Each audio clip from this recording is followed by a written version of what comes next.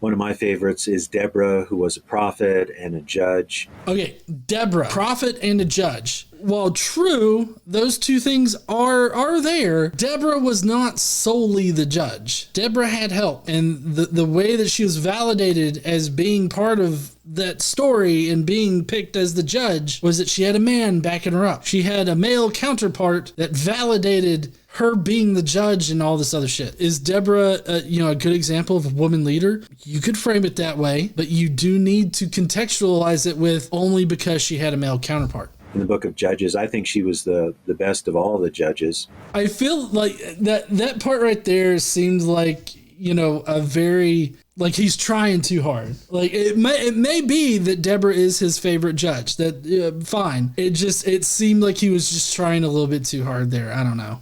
And you find women leaders in the New Testament as well.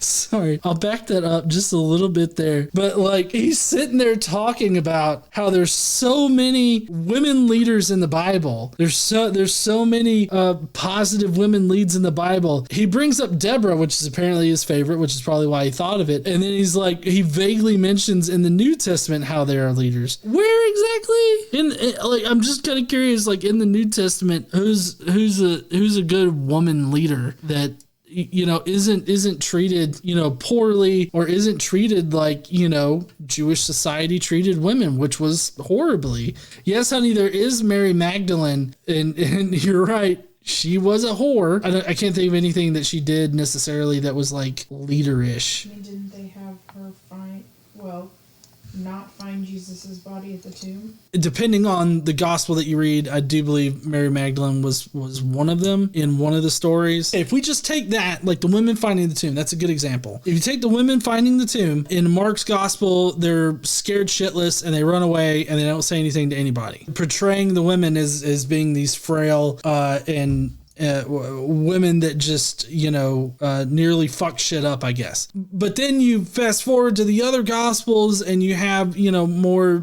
post-resurrection appearances, but when they find the tomb empty, they go back and tell the disciples, and then the disciples, not believing them, had to go and double check. So it's not like they were trusted with anything necessarily. It's just that the women told the disciples, and then it's like, oh well, I've got to double check this because you're just fucking women. That has problems with it. If you want to go back to the Old Testament, if you wanted to pick out another person that could potentially be like a leader-ish, Ruth is often pointed out as being a leader.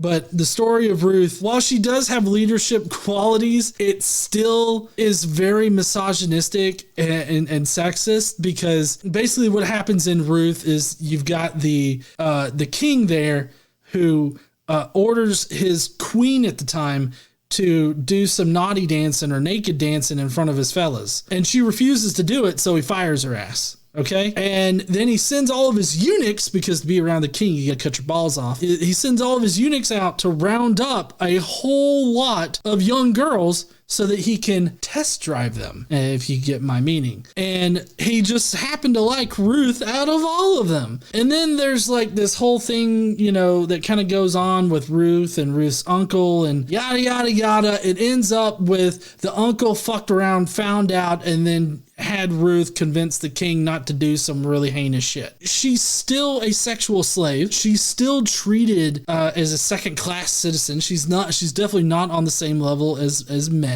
So I feel like you could pick any woman presented in the Bible, and you can find problematic shit with each one of them. Oh, sorry, that's not Ruth. That's Esther. Yeah, sorry. I get characters mixed up. So that was Esther that I just talked about, not Ruth. Well, they're all words on the page. But in any case, I feel like you could find problematic shit with any woman figure that you find in the Bible. Because like with the story of Ruth, she's still treated like a sexual slave. There's no sex that necessarily goes on in that story that I can remember right off the top of my head, but she's still treated as if she's subservient to the guy. Well, yeah, because she is. That's part of Israelite culture. Israelite culture in the Bible is misogynistic and sexist. So there's nothing in the Bible that says that men are intrinsically better than women, or the other way around. The issue is character. Who are we in our character before God? And if you look at the fruits of the Spirit, You don't have one set of fruit for men, one set of fruit for women. You know, fruits of the Spirit or the gifts of the Spirit don't come in pink and blue, so to speak, as my first wife, Becky, used to say.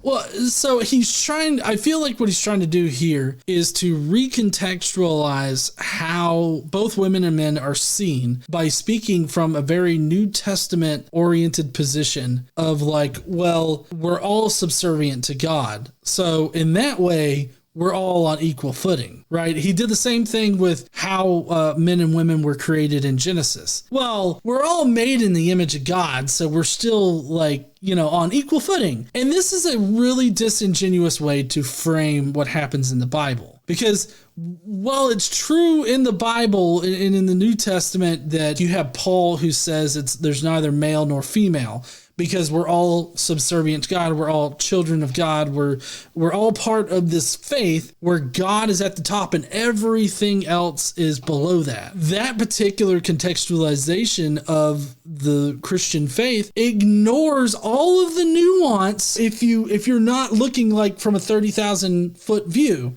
If you're looking at the nuance that's intrinsic to the theology of Christianity, it's very obvious that, yes, God definitely places men above women, and women are to be subservient. Women are to be bought and sold as property. No concern is given towards their consent in any situation, not even in the New Testament. He's ignoring all of the context of the Bible and instead wants you to reframe your view of the Bible that includes ignoring reading the words on the page. It requires you to ignore all that nuance. I just can't see myself doing that. I feel like Doug is asking me to remain ignorant on what the Bible literally says, and that I need to change the way I view the Bible to view the Bible in the very best light that I can, which includes ignoring parts of the Bible. That just fucking blows my mind that any apologist would think that this would work, which, I mean, maybe it shouldn't, because